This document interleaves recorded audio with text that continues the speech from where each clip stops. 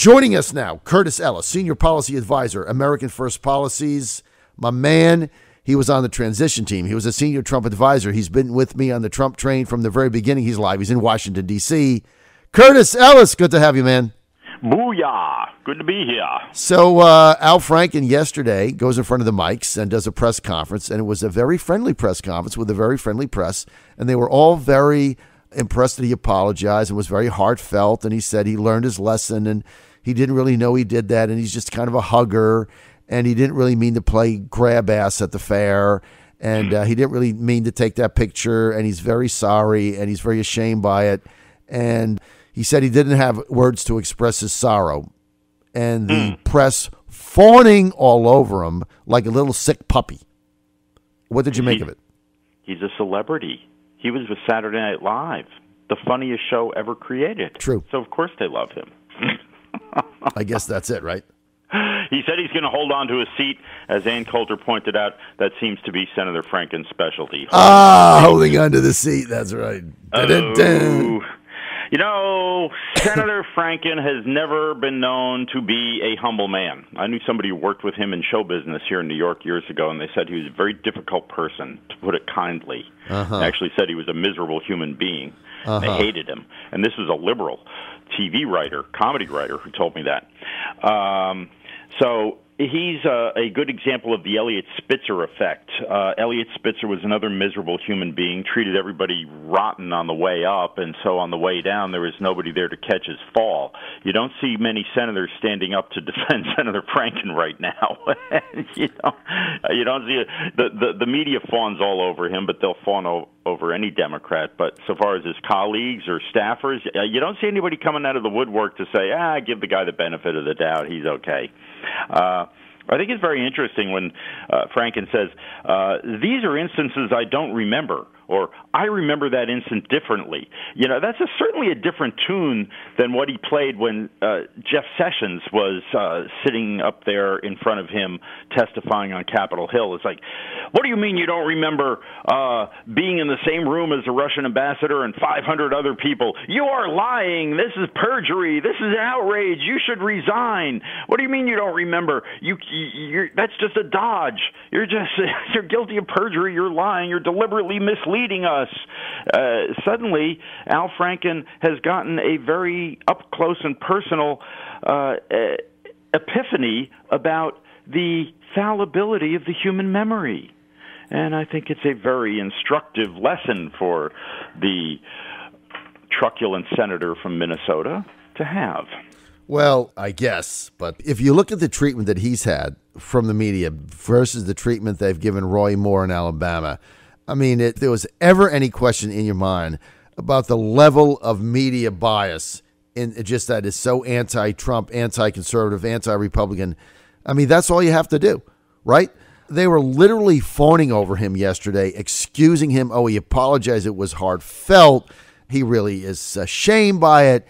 And everybody deserves a second chance, and he didn't mean it, and this and that, and he came from a different environment. But yet, when it happened to somebody with an R by their name, I mean, I've been on CNN 15 times in the last 2 weeks. You know what the topic has been 15 times out of 15 times? Roy Moore. That's it. Should Roy Moore be shot at dawn? That's all they want to talk about. But nobody's asking me about Al Franken or John Conyers. Why is that? Right. You got to wonder if they really ought to do chemical castration on Capitol Hill. You know, keep all these guys under control with chemicals. I don't know. It's really ridiculous. I got to tell you that President Trump said the voters of Alabama are going to decide Roy Moore, and I think that goes for Al Franken. That goes for all these people. Maybe when you get to workplace harassment, which is what John Conyers is accused of, now that's different. Now we are using taxpayer money, taxpayer-funded institutions, taxpayer offices, and if they are warping the very office that they're occupying by dint of being on the public payroll, now that's where the government administration office gets to adjudicate what happens to this guy. If you're actually using your office to suborn sexual liaisons from your employees, that's unacceptable in a big way. And that's of a wholly different category than what you did at a photo op 50 years ago, or what you did at a shopping mall 40 years ago, or alleged to have done at a shopping mall 40 years ago, or accused of doing at a photo op outside the government, or what you did when you were a Saturday Night Live entertainer. So but it's really up to the voters to decide if they want people like this representing them, if they feel it's that important or not, or what. Curtis, you really make a great point right there. The Conyers thing is very different because this is workplace harassment, taxpayer money, taxpayer dollars, and it's a public institution, right? It's a little bit different than what they say Moore did or what Al Franken did as a private citizen or an affair or whatever. I mean, this Conyers has been accused of workplace harassment, which means, if you don't partake in the harassment, your job is at risk or you might not get promoted.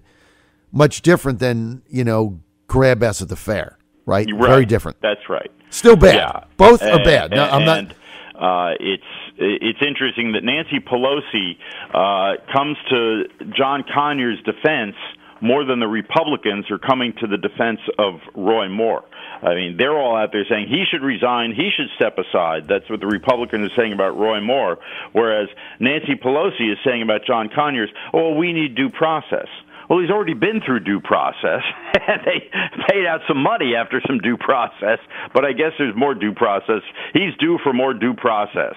But she essentially gave Roy Moore a free pass and saying, well, let's have due process. Well, yeah, I mean, and I agree with you. I think whether it's Roy Moore or Al Franken, I think the voters of their individual states ought to decide. But you're right, Conyers is very different, because this is the congressional staff. This is workplace harassment. Curtis, let's get to this tax plan. Another Republican Senator, Daines of Montana, now bailing on it, saying that there's not enough in there for S corporations, that it skews too much to C corps. So he says, as it stands now, he's voting no, but I sense no panic amongst the Republicans. So it looks like he was looking for negotiation leverage to change it. Tell me I'm right or wrong? You are right. You're exactly right. This is all negotiation. This is how legislation is written. The individual senators have their bones to pick with what's going on. Unlike the Obamacare bills that we saw, you don't see the hardcore, intransigent, dig-in-your-heels opposition. And I got to tell you, Daines and Johnson have a valid point, a valid concern. They want to make sure that the small businesses are treated the same as the large corporations. They get a break out of this. Look, Daines represents Montana. Most of those Montana ranchers are probably set up as S corporations or partnerships, something like that. Right. And so his constituents, he feels they deserve good treatment, and they already put forward a fix. They said, look, if you change some of the deductions on this side for for the C corporations, the big corporations, you'll find the revenue that you need to fix it for the small corporations. So, this is negotiation. This is the way it goes, and it's high drama in Capitol Hill, and we'll see it all played out this week. Now, what do you think? Is it going to pass? I think it will pass. Why? Because a hanging at dawn tends to concentrate the mind, and all of these Congress critters feel that if they don't get something done, and particularly if they don't get this tax cut done, they're not going to get reelected next year. Mitch McConnell's going to lose the majority, or at least lose some seats, not gain the seats he expected, and the House could move into Democratic hands, and they don't want that to happen. So you agree with me that the stakes are high here, that they have to get this done? The stakes are very high. Are you on the John Fredericks Radio Network, Trucking the Truth Across America? Good to have you with us today. We're with Curtis Ellis, Senior Policy Advisor for America First Policies. That is the numero uno Donald Trump Political Action Committee, but he's on the policy side. He was also a senior advisor to the Trump campaign on the transition team and a former executive in the United States Department of Labor, fighting for good American jobs while he was there before he came over to the the bright side and got out of the dark side, which is working for the government. And we're glad to have you back, Curtis, because now you can speak freely. That's right. I can speak freely. I don't have a gag. The gag order's been lifted. I know. I was very excited when you came back to the private sector because those 6 months there, you were at the Labor Department. Well, we couldn't have you on the record. You wouldn't say anything. You couldn't come on the radio. So we got to get our Curtis Ellis fix. So we're glad. Yeah, they were draining the blood out of me there. I'll tell you that you work for the government, they turn you into a gray-skinned, drab drone, dull as dishwater. It's a horrible situation. Unless, of course, you're working in the West Wing in the White House. Then it's glamorous. A lot of fun. Let's get to the CPPD, Consumer Protection Bureau, whatever it is, department, whatever the acronym is there. I can never get it straight. So Mick Mulvaney goes in, and then the deputy director, who was named deputy director on Friday, she sues. She says, I'm in charge. Mulvaney says, no, the president appointed me under the Federal Vacancies Act. So that person says that she's in charge, right? So we got two different people in charge. And let me kind of frame this, if I might, for you. By the way, it's the Consumer Financial Protection Bureau. It's like the Revenge of the Swamp, right? It's like the swamp meets the deep state, and then the Loch Ness Monster pops out. And it's this lady, and she says, I'm Deputy Director English, and the civil servants are in charge of the government. It's not the president. Right, so forget the Federal Vacancies Act.